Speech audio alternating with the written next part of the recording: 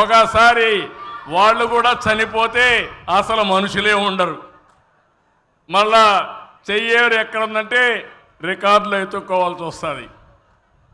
అందుకే నేను మిమ్మల్ని అందరినీ కోరుతున్నా, మళ్ళీ మనం పాపులేషన్ మేనేజ్మెంట్ చేయాలి.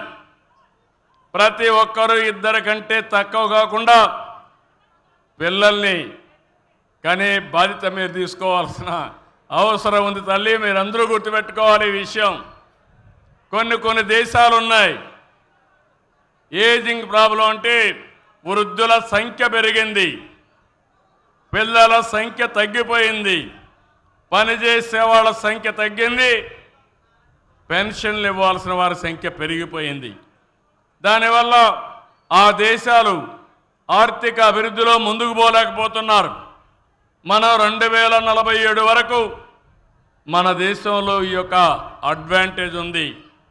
కానీ నార్త్ ఇండియా కంటే సౌత్ ఇండియా జనాభా బాగా తగ్గిపోయే పరిస్థితి వస్తూ ఉంది. దీన్ని మనం దృష్టిలో పెట్టుకొని పనిచేయాల్సిన అవసరం ఉంది. రైతులందరికీ హామీ ఇస్తున్నాం, ఈ ప్రభుత్వం రైతుల ప్రభుత్వం, మీకు అండగా ఉంటాం. ఎట్టి పరిస్థితుల్లో గిట్టుబాటు ధర ఇవ్వడమే కాకుండా రైతుల్ని పూర్తిగా ఆదుకునే బాధ్యత ఈ ప్రభుత్వం తీసుకుంటామని మీకు హామీ ఇస్తున్నాను. ఏదైతే అన్నదాత జూన్ నుంచే ప్రారంభిస్తా, కేంద్ర ప్రభుత్వం 3 విడతల్లో ఇస్తుంది.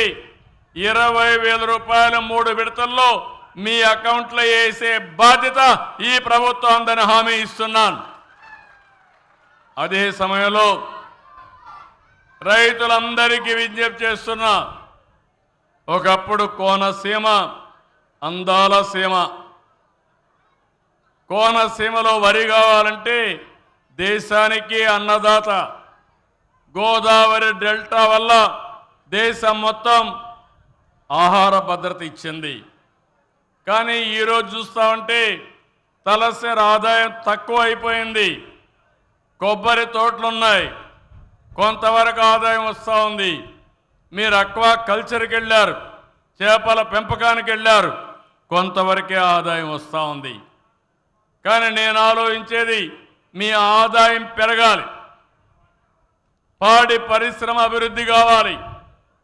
మీ కొబ్బరి చెట్లలో ఇంటర్ కల్టివేషన్ కానీ గడ్డేసుకోగలిగితే, కోకో ఇవ్వగలిగితే అదనపు ఆదాయం వస్తుంది. నేను అందుకని 90,000 ఎకరాలు ఉంది ఇక్కడ కొబ్బరి గార్డెన్స్ అన్నీ. 90,000 ఎకరాల్లో కోకో కానీ లేకపోతే పశువులకు అవసరమైన గడ్డి కానీ ఏర్పాటు చేయగలిగితే మీ ఆదాయం రెట్టింపు అవుతుంది. రెండవ విషయం కూడా నేను ఇప్పుడే కలెక్టర్ గారికి ఒకటి ఆదేశం ఇచ్చాను. ఈ జిల్లాలో పేదవాళ్ళు ఉన్నారు, అలాంటి పేదవాళ్ళకి ఒక 2 ఆవులు కానీ 2 గేదెలు పట్టించగలిగితే వాళ్ళ జీవితాల్లో 15 రోజులకు ఒకసారి 10,000 రూపాయలు 15,000 రూపాయల ఆదాయం వస్తుంది. గడ్డి కావాలంటే ప్రభుత్వం సరఫరా చేసే విధంగా నరేగా కింద దాన్ని ఏ విధంగా చేయాలో చేపిస్తాం. దీనివల్ల ప్రతి ఒక్క పేదవాడు పేదరికం నుంచి పైకొచ్చే పరిస్థితి వస్తుంది. దీనికి కూడా శ్రీకారం చుడతాను. నేను ఒకటే ఈ జిల్లాలో ఉండే రైతాంగానికి విజ్ఞప్తి చేస్తున్నాను, మీరు ఆలోచించుకోవాల్సిన అవసరం ఉంది. మీ ఆదాయం పెరగాలి.